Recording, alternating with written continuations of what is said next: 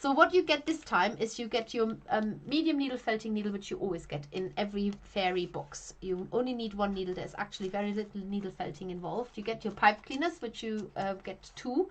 And then you have your lovely wools, these beautiful hand-dyed curls, which are a shorter variety of Teeswater.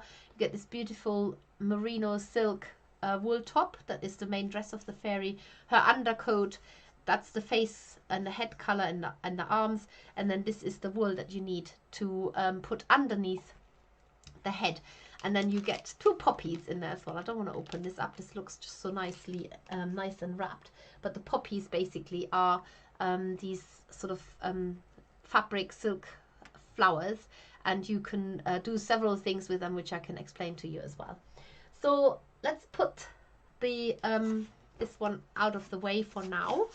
I will keep the instructions here because I might refer to them.